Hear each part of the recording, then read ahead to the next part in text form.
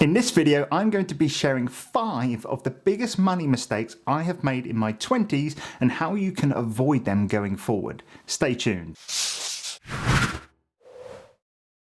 What's up guys, Christos here and welcome back for another video. If it's your first time here, this channel is all about making money and personal finance. So if that is something you are interested in, then consider subscribing. So in my last 2 videos, I spoke about some of the good things that I have done that has financially benefited me over the past couple of years. So today, I think it's a good idea to flip the coin over and actually share some of my biggest financial mistakes that I have made in my 20s. Now, as I near my 30th birthday, yes, I know you wouldn't have thought it, right?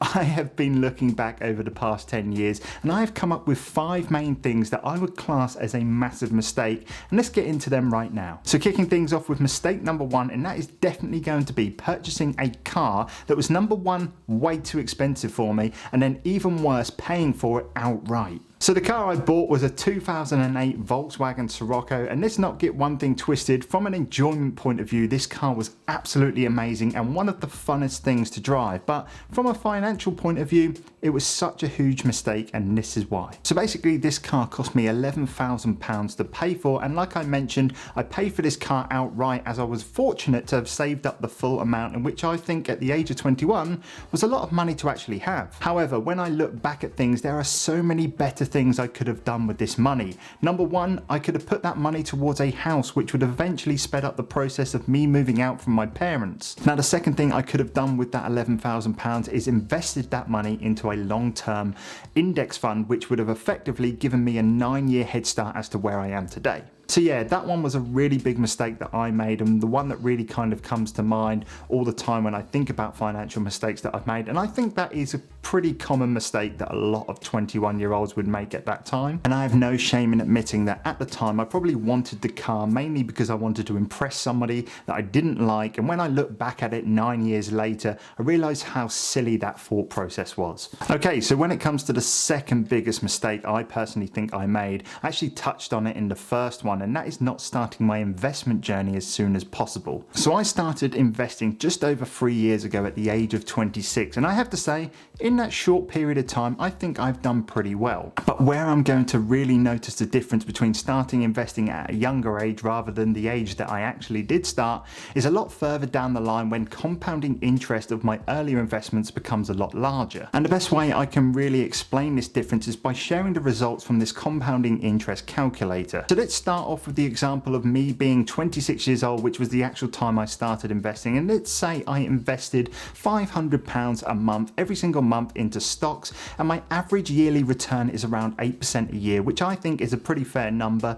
By the age of 50, which would have been 24 years of investing, I am projected to have £436,211 in investment value, which I think sounds pretty good, right? Now, let's say if I did exactly the same thing, but starting at the age of 20, which is only an extra 6 more years of investments, I would now be projected to have £750,147 in investment value, which is close to double just for starting 6 years earlier. And this displays the power of compound interest and exactly why me not investing earlier is a massive mistake. Okay, so number 3 is something that I am not very proud of, and I'm sure some people can relate to me as well, and that is spending too much money on designer clothes. So this is something I'm not ashamed to admit. Once again, I used to think wearing designer clothes made me look cool, but right now when I look back at it and how much money I wasted, I actually realized what a fool I was, and it's just completely unjustifiable. Luckily, that mindset changed around my mid-20s, and whilst I still don't have an issue with others doing it, especially if it makes you happy, for me it wasn't the life I wanted,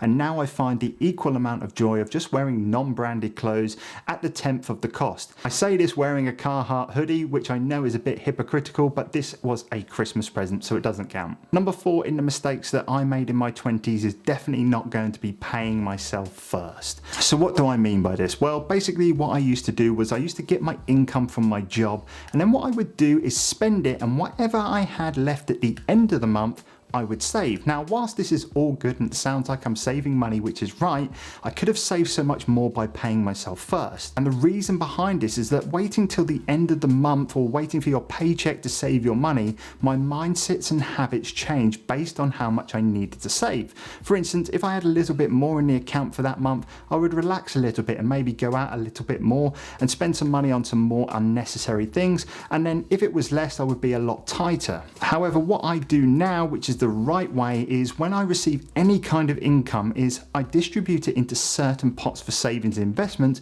which is classed as paying myself first. This way, no matter what happens, I know I have taken steps in the right directions towards creating financial freedom. Not creating a rainy day fund is going to be my fifth mistake that I made in my 20s, and this is something that I've spoken about a lot before on this channel, and is definitely something that I suggest everyone does. And if you didn't know what a rainy day fund is, this is basically money set aside in case something bad happens completely out of your control.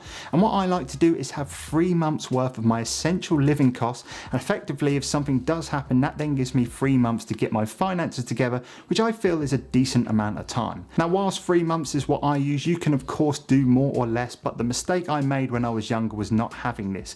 Luckily for me, nothing really majorly went wrong, but let's say if I was in my 20s right now, and after everything that has happened in the last 2 years on a global basis, I could have been in a position where I needed that money for backup and it wouldn't have been there. So for anyone that doesn't have one, it's something I highly suggest doing and focusing on building before making any financial moves with investments and stuff like that. So there's 5 financial mistakes that I have personally made in my 20s. I hope you appreciated the transparency in this video. I think as I share lots of good things here, I think it's equally as important to share my mistakes. Question of the day is going to be, what has been the biggest mistake you have made financially, if any?